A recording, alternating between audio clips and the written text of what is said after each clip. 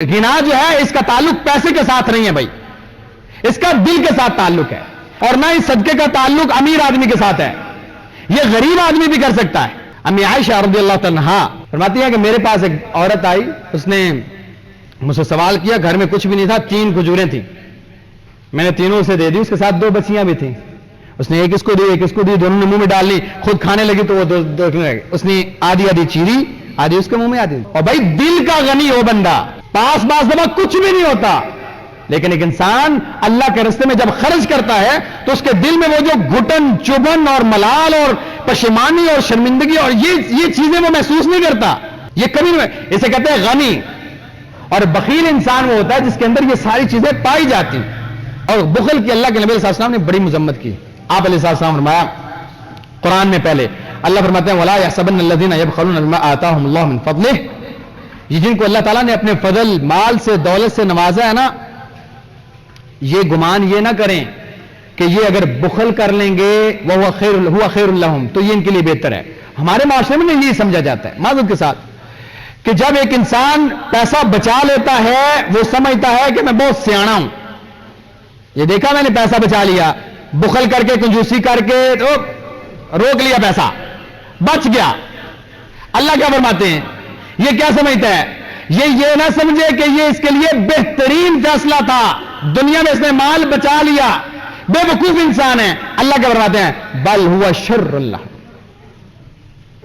یہ اس کے لیے بہت بہت زیادہ برا ہوگا، قیامت کے دن اسی مال کا توق بنا کے جہنم میں تپا کے اس کے گلے میں پہنایا جائے گا، لیکھا یہی سینت کے رکھتا رہا، یہی جوڑ جوڑ کے رکھتا رہا، دے لیتا کام آتا تھے۔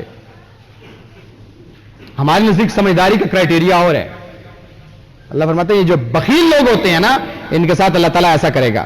سامعین محترم، ہماری آج کی نشست بھی اپنے عنوان کے تسلسل کی اگلی کڑی ہے۔ ایک عام مسلمان کے لیے اللہ رب العزت نے قرآن میں کون سی ایسی چیزیں ہیں جن کا حکم دیا ہے، جن کا تعلق عامت الناس کے ساتھ ہے، اور کون سی ایسی چیزیں ہیں جن سے ایک مسلمان کو بچنا چاہیے۔ گاہے بگاہے میں اس طرف ضرور اشارہ کرتا رہتا ہوں کہ بھلے ہی اس تسلسل کا آغاز مفاد عامہ کے لیے ہے، لیکن یاد رکھیں کہ یہ علم قرآن کا یہ ہمارے فرائض میں سے اور واجبات میں سے، کسی بھی انسان کا جاہل ہونا، ان پڑھ ہونا اور اپنی مصروفیات اور مشکلات اور دور کے فتنوں کا عذر پیش کرنا، یہ عذر اللہ کے ہاں قابل قبول نہیں ہوگا۔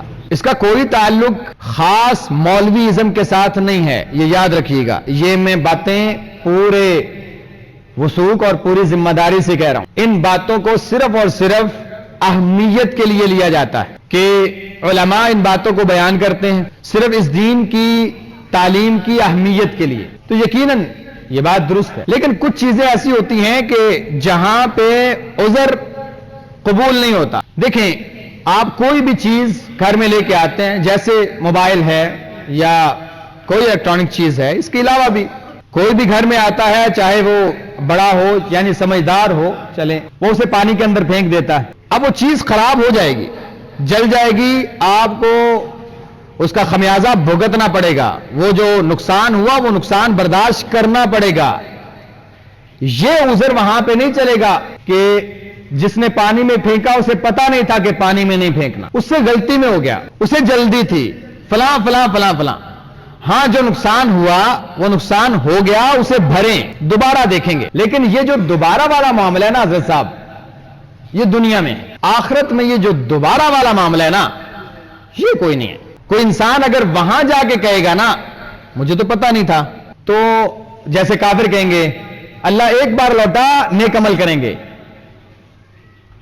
تو وہ والا تو عذر ہی کوئی نہیں ہے۔ فرض جسے کہتے ہیں نا واجب، ان احکامات کو کہا جاتا ہے کہ ایک انسان کے اوپر وہ سیکھنا اتنا لازمی ہے کہ سیکھے گا تو ثواب ملے گا، نہیں سیکھے گا تو اللہ کے ہاں جواب بھی دینا ہے، گناہگار بھی ہوگا۔ تو دین کا جتنا علم ایک عام بندے کے لیے ضروری ہے قرآن اور حدیث سے، اس کے اوپر وہ سیکھنا لازمی ہے، واجب ہے، فرض ہے۔ علماء بیان کرتے رہتے ہیں اور اکثر و بیشتر ہم اسے سن کے سبحان اللہ بھی کہتے ہیں، اور دل میں ایمان کی جو وہ والی مٹھاس ہے وہ محسوس بھی کرنا شروع کرتے ہیں, اس کی ویلیو اور اہمیت بھی اسے دینا شروع کر دیتے ہیں. لیکن جیسے اس مجلس سے ہم اٹھ کے باہر جاتے ہیں ہمارا تعلق ختم ہو جاتا ہے. تو حضرت صاحب یہ جو آپ کو کہا جاتا ہے نا قرآن کی تعلیم سیکھ لیں, دین کی طرف آ جائیں, یہ اس لیے کہ آپ کے ساتھ دیندار انسان سے بڑا مخلص انسان کوئی نہیں ہے, کیونکہ اس کا تعلق آخرت تک ہے. اور ایک انسان کو اس کے پاؤں کی مٹی چھوڑنے کی اجازت نہیں ہوگی جب تک اس کے بارے میں پوچھ نہ لیا جائے. اور وہاں پہ یہ عذر بھی نہیں چلے گا کہ میرے پاس تو عربی کا علم ہی نہیں تھا. حضرت صاحب یہ سوال ان پڑھ سے بھی ہوگا, آپ کو تو انگلش آتی ہے نا, اردو پڑھ لیتے ہیں, ان پڑھ سے بھی ہوگا. بھائی وہ کیسے کرے, پوچھے, سوال کرے, جانے. فَاسْأَلُوا أَهْلَ الذِّكْرِ إِن كُنتُمْ لَا تَعْلَمُونَ, جس کو پڑھنا آتا ہے اس سے پوچھ لے. بھئی یہ نماز کا جو طریقہ ہے کیسے ہے, کر کے دکھائیں. اس کے بارے میں اللہ کے نبی صلی اللہ علیہ وسلم نے کیا ارشاد فرمایا ہے, یہ وضو کا طریقہ قرآن میں کہاں ہے, قرآن میں اللہ ایسے کہ تو سن تو سکتا ہے نا, پوچھنا تو اس کا حق بنتا ہے نا.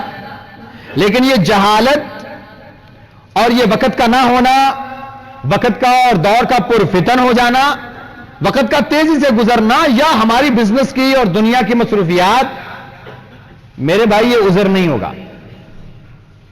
تو یہ جو آپ کو بار بار کہا جاتا ہے نا, ہاں یہ کوشش ہے, اللہ اسے قبول فرما لے, لیکن یہ کوشش کہاں تک ہے, آپ اس کا کتنا کچھ سمجھتے ہیں. لیکن ہمارے ہاں نا ایک عجیب سا معاملہ ہے. شیخ عثیمین رحمہ اللہ سے غالباً کسی نے پوچھا کہ حضرت صاحب یہ اکثر و بیشتر دروس کے اندر لوگ بڑے کم ہوتے ہیں, آپ علمی دروس رکھیں نا, اس کے اندر لوگ بڑے کم ہوتے ہیں, آتے ہی کوئی نہیں ہے. اور اس کے علاوہ آپ کھیل کے میدان دیکھیں بھرے ہوئے ہیں, آپ کوئی تماشا لگا ہوا دیکھیں لوگ بیٹھے ہوئے ہیں, اور آپ کسی اور تفریحی معاملے کی طرف تو لوگ بھاگ کے آتے ہیں, اور بعض دفعہ تو پیسے دے کے بھی آتے ہیں, اور یہاں پہ فری کو نہیں بیٹھتا.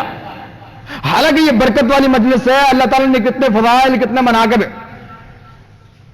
تو انہوں نے بڑا خوبصورت جواب دیا, انہوں نے کہا شریعت کا علم بہت بوجھل علم ہے, یہ ہر بندہ اٹھا نہیں سکتا, اور خاص طور پہ جس کی ہڈیوں کے اندر نافرمانی کا گودا جنم لیتا ہو وہ تو بالکل نہیں اٹھا سکتا. جس کی ساری زندگی اسلام سے دور ہے, وہ اسلام کو پسند ہی نہیں کرتا, اسلام کے بنیادی معاملات سے وہ ناواقف ہے, وہ تو اکو نہیں بیٹھے گا نا. کیوں؟ اللہ فرماتے ہیں اِنَّا سَنُلْقِي عَلَيْكَ قَوْلًا ثَقِيلًا, اے نبی صلی اللہ علیہ وسلم ان قریب ہم آپ پر بڑا بھاری کلام نازل کرنے والے ہیں, اور واقعی بڑا بھاری ہے, برداشت نہیں ہوتا. ایک انسان نیچے سے بدکتا ہے, جب تک اللہ کی توفیق اور ایک انسان کا اخلاص اور اس کی استقامت شامل حال نہ رہے, وہ بدکتا ہے, وہ بھاگتا ہے, وہ نکلتا ہے, بہانے ڈھونڈتا ہے, اور پھر اس کے لیے وہ شیطان مزین کر کے اس کے بہانے اس پر غالب کر دیتا ہے, چھوڑ دیتا ہے. وقت بھائی جان سب کا گزر جاتا ہے, لیکن بتانا مقصود یہ تھا, یہ جو کوشش ہے اس میں ساری چیزیں تو ہم بیان بھی نہیں کر سکتے. ہفتے کے بعد ایک دن آدھا گھنٹہ, آدھے گھنٹے سے تمہید نکالیں اور کچھ ادھر ادھر کی باتیں نکالیں تو خلاصۃ الکلام جو ہے وہ 7 سے 8 منٹ. اب ہفتے کے بعد 8 منٹ کے لیے آپ سن کے کہیں کہ ہاں جی قرآن پورا سن لیا اور مجھے سمجھ آ گیا, تو اللہ کی توفیق ہو تو الحمدللہ, میں اسی چیز کی امید کرتا ہوں. لیکن ہفتے کے بعد 8 منٹ گنجی نہائے گی کیا, نچوڑے گی کیا؟ ہم کتنا کچھ سن سکتے ہیں. یہ علم ایسا ہے حضرت صاحب کہ آپ جب تک 2 زانوں ہو کے استاد کے پاس باقاعدہ اپنے 24 گھنٹوں اور زندگی کے اوقات میں سے وقت نہیں نہ دیں گے, اللہ آپ کو اس کو نصیب نہیں کرے گا. اللہ ماشاءاللہ, اللہ چاہے تو کر بھی سکتا ہے, لیکن یہ اصول نہیں ہے, یہ ضابطہ نہیں ہے. علم کے بارے میں تو ویسے بھی کہتے ہیں اگر آپ علم حاصل کرنا چاہتے ہیں نا تو آپ تن من دھن اوقات سارے علم کو دیں گے تو علم کچھ حصہ آپ کو اپنا دے گا. آپ اپنا سارا علم کو دیں گے, علم اپنا بعض حصہ آپ کو دے گا. لیکن آپ 24 گھنٹوں میں سے بلکہ 7 دنوں میں سے صرف 5 سے 7 سے 10 منٹ مسجد میں قرآن کو دے رہے ہیں, تو مجھے یہ بتائیں کہ آپ کو کیا ملے گا. یہ ساری باتیں کرنے کا مقصد یہ نہیں ہے کہ یہ اس کا کوئی فائدہ نہیں ہے, الحمدللہ فائدہ ہے, لیکن آپ پر لازم واجب اور فرض ہے کہ آپ اس علم کو باقاعدہ دوزانوں ہو کے سیکھیں، زندگی کے اوقات میں اسے اپنی زندگی کا جز بنائیں، تب یہ علم آپ کو آئے گا اور پھر آپ کو اس علم کے مطابق زندگی گزارنے کا مزہ بھی آئے گا، اور پھر آپ پرسکون ہو کے اس دنیا سے جائیں اور آگے بھی اللہ کے ہاں بھی سرخرو ہونے کے لیے تیار رہیں اور امید رکھ سکتے کہ اللہ آگے کے معاملات بھی آسان کرے گا۔ لیکن بھائی جان اگر تو آپ کو صرف اور صرف یہی معاملہ ہے اور خوش فہمی ہے نا تو اچھا ہے، توکل ہونا صحیح بات ہے۔ اگر اتنا توکل ہمارا مضبوط ہے تو مجھے نہیں سمجھ آتی کہ عمر بن خطاب رضی اللہ تعالیٰ عنہ نے اس انصاری کے ساتھ ڈیوٹی کیوں لگائی ہوئی تھی اور عمر کو 12 سال کیوں لگ گئے سورہ بقرہ سیکھنے میں؟ مجھے یہ بات نہیں سمجھ آتی۔ عمر رضی اللہ عنہ نے باقاعدہ ٹائم نکالا ہوا تھا اور باقاعدہ خلافت کے اوقات کے اندر ٹائم تھا آپ کا، جس کے اندر آپ رضی اللہ عنہ باقاعدہ مفسرین سے اس کا علم سیکھا کرتے تھے۔ ایسا نہیں ہے کہ صرف درس سنا بس ٹھیک ہے جی اور باقی سارے کا سارا نہیں، اس کو وقت دیں، اس کو وقت دیں، اور میں سمجھتا ہوں کہیں پہ بھی پڑھیں، اس کے لیے خرچ کریں۔ یہ آپ کا بہترین مال ہے جو آپ اپنے اوپر خرچ کر رہے ہیں، پھر اللہ کی کتاب کی تعلیم کے لیے۔ اللہ میں نے اپنا پیسہ بھی لگایا اس لیے کہ میں اسے سیکھوں۔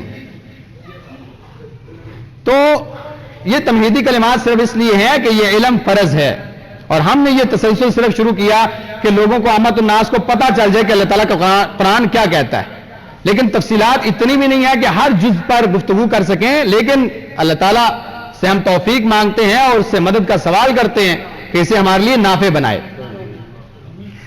تو سورہ بقرہ کے اندر اللہ تعالیٰ نے یہاں پہ جو آیت میں نے آپ کے سامنے تلاوت کی، اس کے اندر اللہ کے راستے میں خرچ کرنے کی بات ہے۔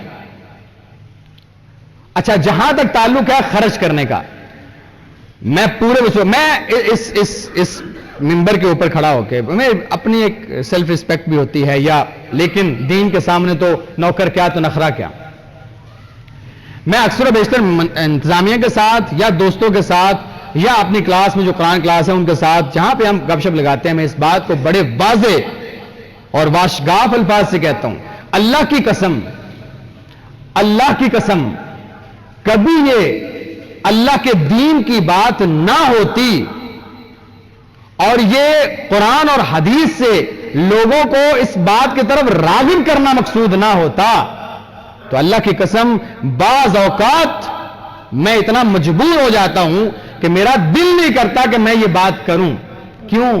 معاشرے کے اندر ایک عام سا تصور ہے اور یہ صحیح تصور ہے، میں سمجھتا ہوں، کیونکہ ہم نے قوم کو اور امت کو جس دوراہے پہ کھڑا کر دیا ہے نا، اور جس لیول جس نہج پہ ہم نے علماء کو، دین کو، دینداروں کو پہنچا دیا ہے، وہاں پہ اور کر بھی تو کہہ سکتے ہیں۔ ایک طبقہ ہے بہت صاحب ثروت اور دنیا کو ماشاءاللہ اس نے دونوں ہاتھوں سے اکٹھا کیا، اس کے پاس دنیا کی ساری سہولتیں موجود ہیں، لیکن وہ دین سے دور ہے۔ ایک طرف ہے دین کی ساری خیر سمیٹنے والا، لیکن وہ دنیا کی سہولتوں سے محروم ہے۔ اب بیچ میں جو برج ہے یا بیچ میں جو واسطہ ہے وہ ہے اس امت کے علماء، دائی، اور اللہ کے نبی علیہ السلام باقاعدہ ان لوگوں سے کہا کرتے تھے ہاں بھائی اللہ کے راستے میں خرچ کرو، لیکن آج کل کے تو وہ صحابہ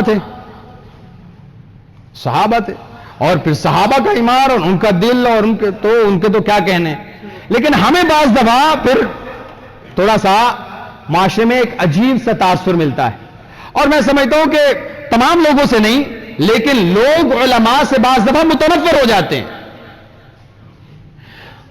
اپنے ذات کے لیے تو اللہ محفوظ رکھے، لیکن میں سمجھتا ہوں جب علماء آپ کو اللہ کے راستے میں خرچ کرنے کا کہیں تو پھر ان کے اخلاص پر شک نہ کیا کریں، کیونکہ وہ اپنی ذات کے لیے نہیں کہہ رہا، وہ مجبور ہے جہنم کی اس لگام سے کہ اسے پہنائی جائے گی اگر وہ دین کے ان باتوں کو چھپا لے گا، وہ مجبور ہے، لیکن مجبور ہے اپنی ذاتی عزت سے بھی، کہ معاشرے کے اندر ایک برا تاثر جاتا ہے کہ مولویوں کو مانگنے کے سوا کوئی کام نہیں آتا، اب میں اس بات کے اوپر بات کرنے سے پہلے جب میں اس کی تیاری کر رہا تھا تو یہ بات بار بار میرے ذہن میں آ رہی تھی.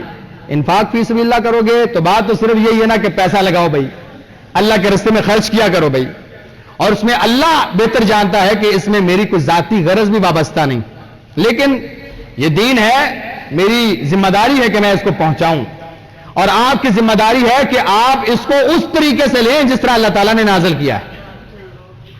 اجتنبوا کثیرا من الظن, خود سے گمان کر لینا, خود سے اس کے بارے میں فیصلے کرنا. میں نے کئی لوگوں کو دین اور دینداروں سے متنفر ہوتے دیکھا ہے.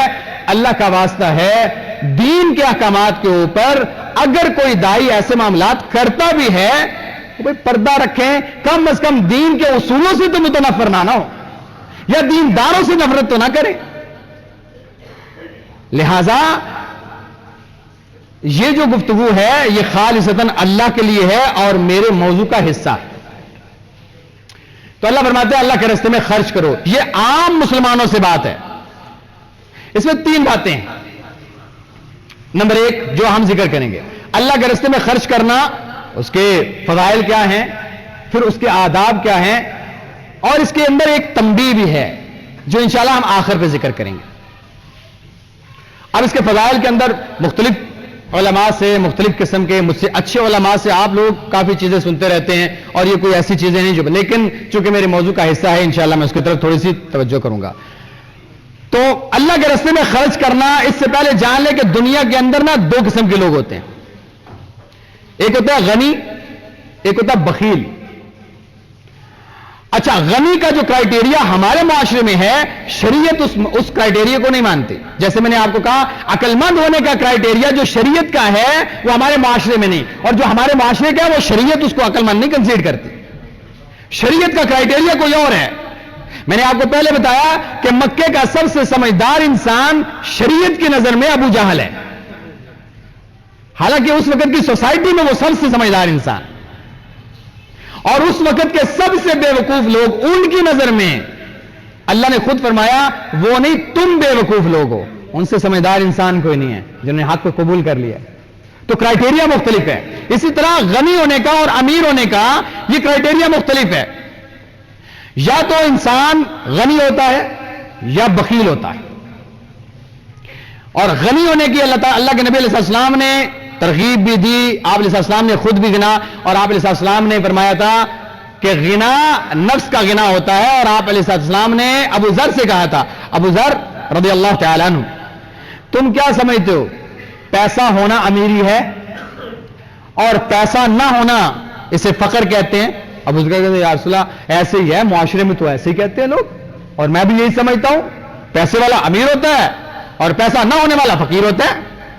تو آپ علیہ السلام فرمایا ابو ذر الغنا غنا النفس اور غنا القلب, دل کا امیر آدمی امیر ہوا کرتا ہے, پیسے سے امیر نہیں ہوتا, اور دل کا فقیر انسان فقیر ہوا کرتا ہے, پیسے سے بندہ فقیر نہیں ہوتا. یاد رکھنا.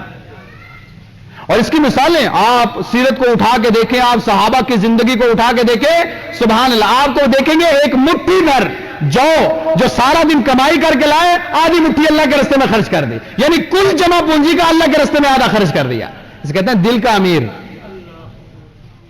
اس کے پاس جمع پونجی صرف ایک مٹھی ہے, آدھی اللہ کے راستے میں خرچ کر دی. اس کہتے ہیں دل کا امیر آدمی. بعض دفعہ پیسے والے فقیر دیکھیں ہم, دل نہیں ہے, جگرا نہیں ہے. آپ اللہ کے نبی علیہ السلام کی مثال لیں, ایسے کر کے مالک نعمت اکٹھا, یہاں پہ جانور ہیں, 2 پہاڑوں کے درمیان کھلی وادی, اس کے اندر بکریاں ہی بکریاں ہیں.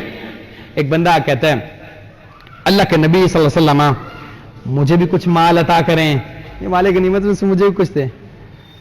آپ علیہ السلام فرمایا یہ 2 پہاڑوں کے درمیان یہ بکریاں دیکھ رہے ہو؟ کہا جی یا رسول اللہ. کا ساری تمہاری. سبحان اللہ, ساری لے جاؤ. کہتے ہیں دل کا بڑا ہونا, جگرا ہونا. آپ نے ابو ذر سے کہا تھا ابو ذر کبھی ایسا ہونا یہ احد پہاڑ سونے کا بن جائے, 3 دن سے زیادہ میں اپنے پاس نہ رکھوں, سارا صدقہ کر دوں. ہمارے ہاں سینت کے بعض لوگوں کو نا عادت ہوتی ہے, جن کے دل غریب ہوتے ہیں, ایک دفعہ پیسے گنتے ہیں نا, آدھے گھنٹے بعد پھر گنتے ہیں. کہ پڑے پڑے نہ کہیں کم ہو جائیں. دیتے ہوئے ہاتھ کانپ رہے ہوتے ہیں اور دینے کے بعد گنتے ہیں اچھا کتنے کم ہو گئے ہیں. اسے کہتے ہیں دل کا غریب انسان. تو گنا جو ہے اس کا تعلق پیسے کے ساتھ نہیں ہے بھائی, اس کا دل کے ساتھ تعلق ہے. بعض دفعہ اور نہ ہی صدقے کا تعلق امیر آدمی کے ساتھ ہے, یہ غریب آدمی بھی کر سکتا ہے. امی عائشہ رضی اللہ تعالی عنہا فرماتی ہے کہ میرے پاس ایک عورت آئی, اس نے مجھ سے سوال کیا, گھر میں کچھ بھی نہیں تھا, 3 کھجوریں تھیں, میں نے تینوں اسے دے دی, اس کے ساتھ 2 بچیاں بھی تھیں. اس نے ایک اس کو دی ایک اس کو دی, دونوں نے منہ میں ڈال لی, خود کھانے لگی تو وہ دو اس نے آدھی آدھی چیری, آدھی اس کے منہ میں آدھی. اور بھائی دل کا غنی ہو بندہ, پاس دفعہ کچھ بھی نہیں ہوتا, لیکن ایک انسان اللہ کے راستے میں جب خرچ کرتا ہے تو اس کے دل میں وہ جو گھٹن چبھن اور ملال اور پشیمانی اور شرمندگی اور یہ چیزیں وہ محسوس نہیں کرتا, یہ کبھی نہیں. اسے کہتے ہیں غنی. اور بخیل انسان وہ ہوتا ہے جس کے اندر یہ ساری چیزیں پائی جاتی. اور بخل کی اللہ کے نبی صلی اللہ علیہ وسلم نے بڑی مذمت کی. آپ علیہ السلام فرمایا قرآن میں پہلے اللہ فرماتے ہیں وَلَا يَحْسَبَنَّ الَّذِينَ يَبْخَلُونَ بِمَا آتَاهُمُ اللَّهُ مِنْ فَضْلِهِ, یہ جن کو اللہ تعالیٰ نے اپنے فضل مال سے دولت سے نوازا ہے نا, یہ گمان یہ نہ کریں کہ یہ اگر بخل کر لیں گے وہ خیر لهم تو یہ ان کے لیے بہتر ہے. ہمارے معاشرے میں نہیں سمجھا جاتا ہے معذرت کے ساتھ کہ جب ایک انسان پیسہ بچا لیتا ہے وہ سمجھتا ہے کہ میں بہت سیانا ہوں, یہ دیکھا میں نے پیسہ بچا لیا, بخل کر کے کنجوسی کر کے تو روک لیا پیسہ بچ گیا. اللہ کیا فرماتے ہیں, یہ کیا سمجھتا ہے, یہ نہ سمجھے کہ یہ اس کے لیے بہترین فیصلہ تھا, دنیا میں اس نے مال بچا لیا, بے وقوف انسان ہے. اللہ کیا فرماتے ہیں بل ہوا شر اللہ, یہ اس کے لیے بہت بہت زیادہ برا ہوگا. قیامت کے دن اسی مال کا توق بنا کے جہنم میں تپا کے اس کے گلے میں پہنایا جائے گا. لیکھا یہی سینت کے رکھتا رہا, یہی جوڑ کے رکھتا رہا, دے لیتا کام آتا تھے. ہمارے نزدیک سمجھداری کا کرائٹیریا اور ہے. اللہ فرماتے ہیں یہ جو بخیل لوگ ہوتے ہیں نا ان کے ساتھ اللہ تعالیٰ ایسا کرے گا. اللہ فرماتے ہیں ہا انتم ہؤلاء تدعون لتنفقوا فی سبیل اللہ فمنکم من یبخل. ہاں تم ہی لوگ ہو نا, جب اللہ نے مال دیا تمہیں کہا جاتا ہے اللہ کے راستے میں خرچ کرو تو تمہارے دل میں بخل آ جاتا ہے. فإنما يبخل عن نفسه, یہ جو بخل ہے نا تمہارے گلے پڑے گا. رہا اللہ کے اپنے بندوں کو پالنے کے معاملات, دھیان سے سنیں, یہ اللہ کا فیصلہ ہے. اپنے بندوں کو پالنا, ان کی حاجات کو پورا کرنا, دین کی مدد کرنا, دین کی نصرت کرنا, مجاہدین, علماء, مقروض, مقہور, غریب, فقیر, یہ سارے کے سارے تیرے محتاج کوئی نہیں ہے, یہ یاد رکھنا. یہ تو وقت تھا صرف تیرا امتحان لینا, تجھے دیا ہے, اگر تیرے پاس ہوتا تو کس کو دیتا. اللہ فرماتا ہے یہ جو بخل ہے نا تیرے گلے پڑے گا.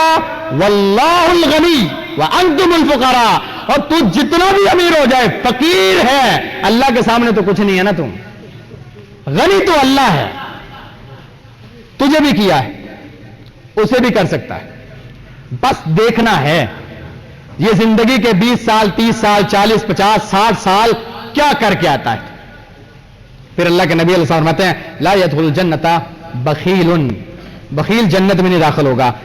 خصلتان لا یجتمعان فی مؤمن, کسی مومن جو بندہ مومن ہو, اللہ پر یقین ہو, کلمہ پڑھتا ہو اور اللہ تعالیٰ کی وحدانیت کا اقرار کرتا ہو, ربوبیت الوہیت اسماء و صفات کو ماننے والا, اس بندے کے درمیان اندر 2 خصلتیں تو جمع ہو ہی نہیں سکتی. مومن ہوگا 2 چیزیں اس کے اندر نہیں ہوں گی, البخل وسوء الخلق. مومن کبھی بخیل نہیں ہوتا, اس کا اخلاق برا نہیں ہوتا. مومن کا کبھی اخلاق برا نہیں ہوتا, مومن کبھی بخیل نہیں ہوتا, اسے پتا ہے کہ مجھے دینے والا غنی ہے, اس نے دیا تو مجھے حکم دیا تو میں خرچ کرتا ہوں, بخل نہیں کرتا. لہذا اس لیے ایک انسان کو چاہیے کہ وہ پہلے دیکھے کہ میں ان دونوں میں سے کہاں کھڑا ہوں, غنی ہوں بخیل ہوں.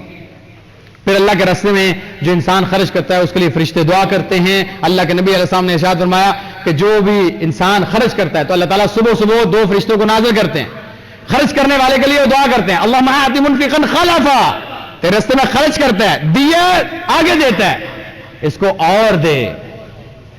اور جو نہیں دیتا اللہم اعطِ ممسکن تلفا، اللہ جو تیرے راستے میں خرچ نہیں کرتا، جو دیا ہے اس سے وہ بھی لے لے. بخیل انسان ہے، سانپ بن کے بیٹھ گیا ہے اور سوچتا ہے کہ یہ میرا ہے، اس کا کہاں سے آ گیا؟ لے لے اس سے، کسی ایسے انسان کو دے جو تیرے راستے میں خرچ بھی کرے. یہ مال ہے تیرا دیا ہوا، لہذا کچھ حقوق ہیں اس کے. اور آپ اللہ تعالیٰ نے اس کی مثال سورہ بقرہ میں دی. جو انسان اللہ کے راستے میں خرچ کرتا ہے اس کی مثال ایک بیج سے نکلنے والے سٹے کی سی. بیج ایک پھینکا، اس سے ڈالی نکلی، اس کے اوپر سٹا لگا، سٹے کے اندر 100 دانے. کتنے سے؟ ایک سے. کر کے دیکھ ذرا، تجربہ کر.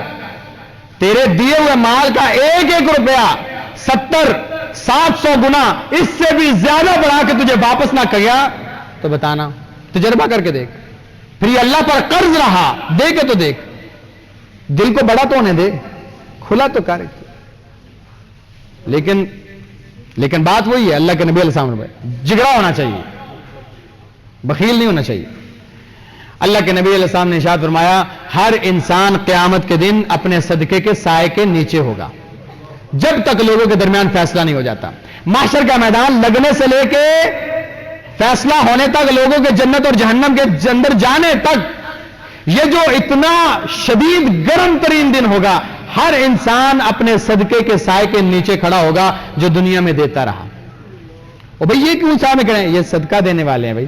جو ان کے اوپر صاحبان ہے وہ ان کا دیا ہوا پیسہ ہے، وہ ان کا دیا ہوا مال ہے اللہ کے راستے میں. اور اس کے بعد اللہ تعالیٰ کا وعدہ ہے. اللہ کے نبی علیہ السلام فرمایا، اللہ تعالیٰ فرماتے ہیں ابن آدم خرچ کر، میں تجھ پہ خرچ کروں گا، اور جس پر اللہ خرچ کرے اسے تو کبھی کمی آ ہی نہیں سکتی.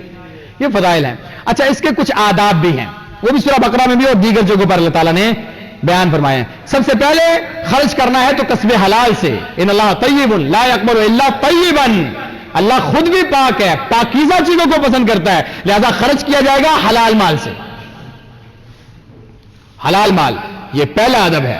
کمائیں حلال، اللہ کے راستے میں خرچ بھی حلال کریں. دوسرا، اللہ فرماتے ہیں خرچ کون سا کرنا ہے؟ یسألونک ماذا ينفقون قل العفو. یہ آپ سے پوچھتے ہیں کیا خرچ کریں؟ ان سے کہیں اپنی ضروریات کو پورا کر لینے کے بعد جو مال زائد ہو اسی میں سے خرچ کرنا ہے. سبحان اللہ. کمائیں، خود کھائیں، بچوں کو کھلائیں، اس سے جو بچ جائے پھر صدقہ کریں. کھائیں، آپ موج کریں.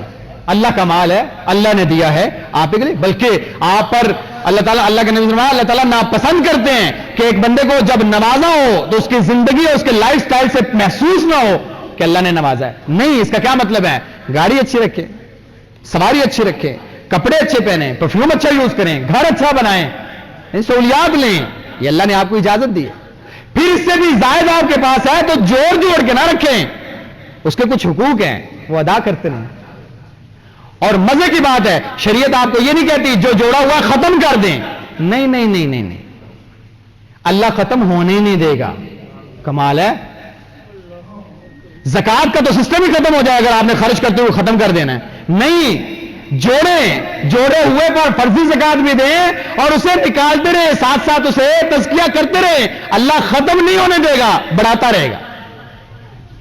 یہ اس کا وعدہ ہے، یہ آداب ہیں.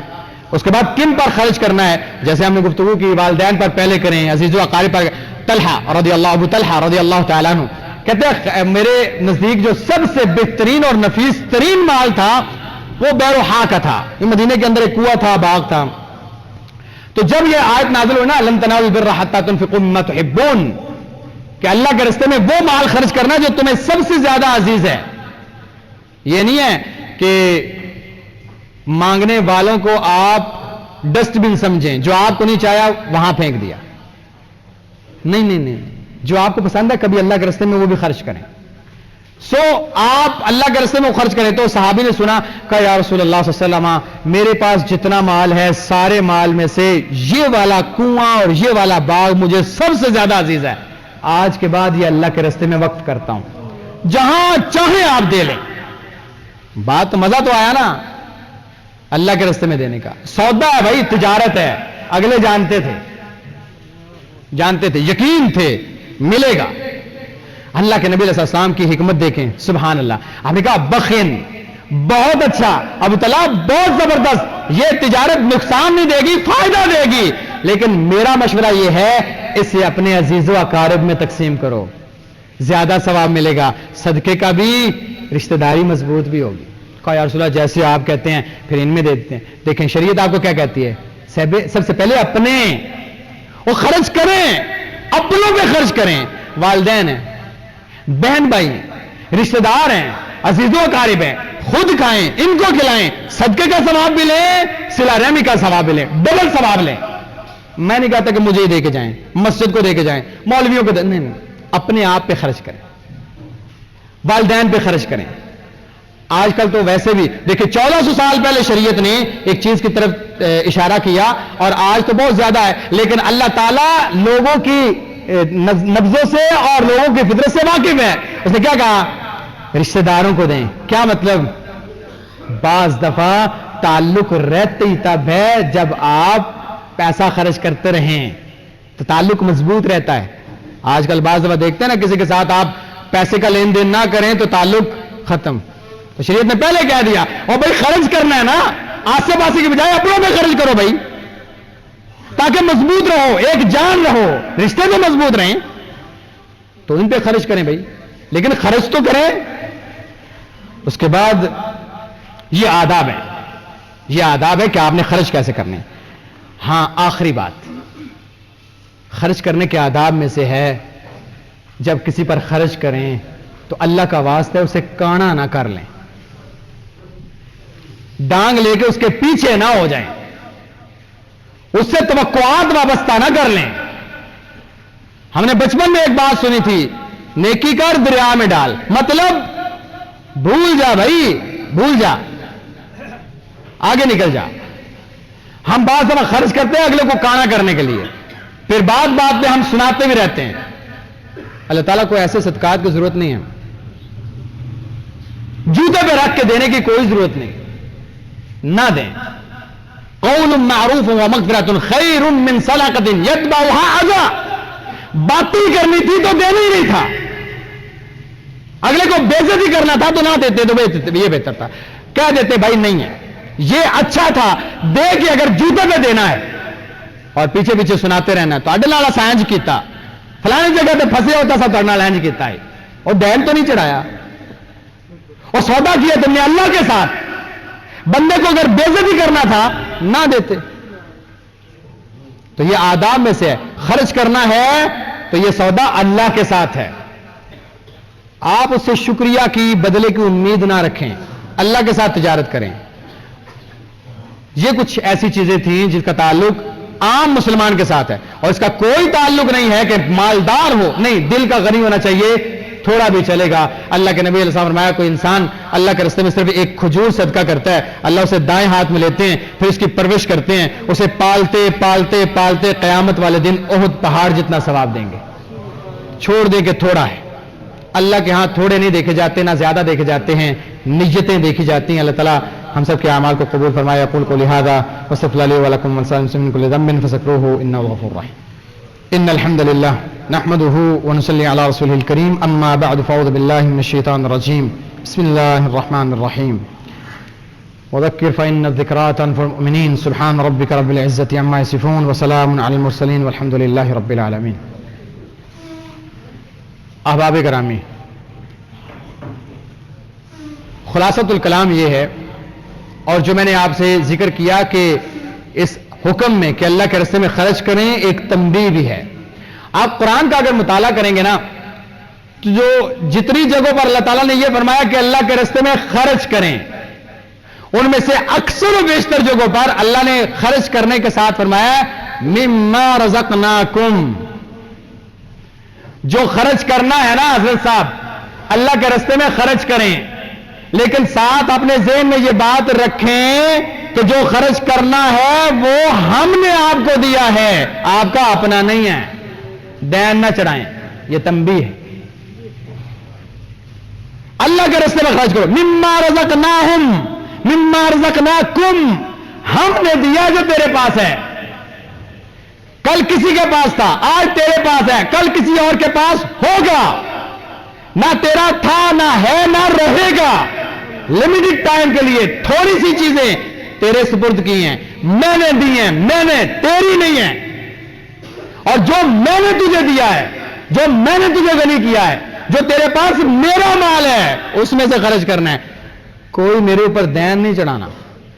हां, मेरा एहसान देख ला तू, मेरे दिए हुए से मेरे ही रास्ते में खर्च तू करेगा और दूंगा। चल, ये भी वादा रहा, कम नहीं होने दूंगा। इतना रहीम, इतना करीम। तो जब भी आप खर्च करने लगे, ये बात ज़हन में रखें, जो दे रहे हैं वो आपका नहीं है। हां, आपके खाते में जरूर लिखा जाएगा, उसका बदला जरूर मिलेगा, और डबल करके अल्लाह ताला आपको वापस भी जरूर करेगा। ये अल्लाह की शान है, ये अल्लाह ताला का करम है एक इंसान पर, ताकि वो अल्लाह की तरफ राग़िब हो। क्योंकि माल की मोहब्बत हर इंसान के अंदर, उसके दिल में अंदर मौजूद रहती है। और हमारे माशरे के अंदर जिस तरह के हालात पैदा कर दिए गए हैं, ये जिस तरह के हालात हो गए हैं, हर बंदा मजबूर है, क्या करे बेचारा, क्या करे।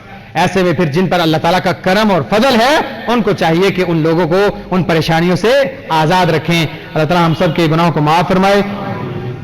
एक दो ऐलानात हैं। एक तो हम एक साथी का गायबाना नमाज जनाजा पढ़ेंगे इंशाअल्लाह, नमाज के बाद तमाम अहबाब उसमें जरूर शरीक हों।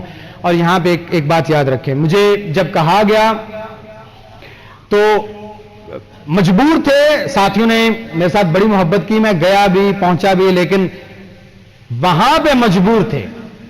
मजबूर किन से थे? मोहल्ले से।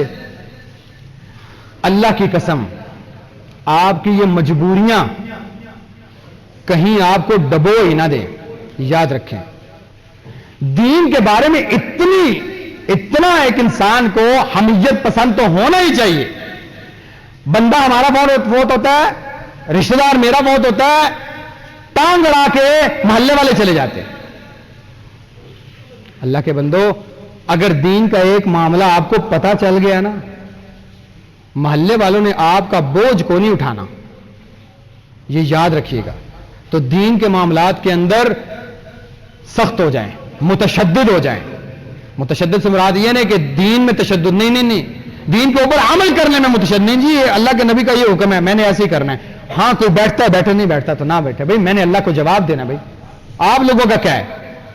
आपका क्या है? यहां पे बैठेंगे, खाएं पिएंगे, डकारेंगे, साइड पे हो जाएंगे। मेरे नामा अमाल पे लिखा जाएगा, मट्टी छोड़ने से पहले अल्लाह मुझसे पूछेगा। मैं क्या कहूंगा? वो फलां मोहल्ले वाले चौधरी साहब ने मुझे कहा था, चौधरी साहब खुद मुंह छुपा के साइड पे हो जाएंगे। तो दीन के ऐसे कई काम हैं जो हमने देखा कि मोहल्ले वाले मजबूर होते हैं। मैंने उनसे मना किया, मैंने कहा जी इस वक्त ये मौका नहीं है कि आप इस मामले को करें। लेकिन वो बहुत परेशान थे। मैंने कहा जी मेरा वादा रहा, हम इंशाअल्लाह सुन्नत के मुताबिक, उनका दिल था जाहरी दुआएं हों, ताकि हमारे जो अजीज है अल्लाह ताला उनकी मगफिरत फरमाए। लोग सुने, कम से कम दुआओं का नहीं पता, आमीन ही कह दें। लेकिन उनकी वो ख्वाहिश रह गई। मैंने कहा जी आपकी ख्वाहिश हम मस्जिद में पूरी कर देंगे, तो आप परेशान ना हो। तो उनके लिए भी दुआ करें, अल्लाह ताला उनके गुनाहों को माफ फरमाए। जनाजा पढ़ेंगे। मेरे दो बड़े अजीज साथी हैं, मुझे बार दफा कहते हैं, बार बार कहते हैं, और मैं ये कह देता हूं अल्लाह उनको शिफा दे। मुश्ताक कमर भाई हैं, काफी अरसे से परेशान हैं और बीमार भी हैं। हाफिज वकास साहब हैं, आप जानते हैं, मेरे बड़े अच्छे साथी हैं। और मेरे ऊपर ना सच्ची बात है, आप सबके लिए ढेर सारी दुआएं हैं। लेकिन कुछ लोग ऐसे होते हैं कि जिनके मेरे ऊपर बड़े कर्जे होते हैं। मेरे कई मामलात में, चाहे वो दीन के हों, दुनिया के हों, या दीन की तबलीग के मामलात हों, या मेरी इज्जत और एहतराम के एतबार से मेरे ऊपर कई लोगों के बड़े कर्ज होते हैं। तो मैं बाज़ दफा एहसान का बदला चुकाने के लिए उनके लिए दुआगो भी होता हूं। अल्लाह ताला इनकी परेशानियों को दूर करे, अल्लाह इनको सेहत वाली, सलामती वाली, आफियत वाली जिंदगी दे। अल्लाह हम सब के गुनाहों को माफ फरमाए। रब्बना तक़ब्बल मिन्ना इन्नका अंतस समीउल अलीम व तुब अलैना इन्नका अंतत तव्वाबुर रहीम। व सल्लल्लाहु तआला अला खैरि खल्क़ि मुहम्मद व अला आलिहि व सहबिहि अजमईन।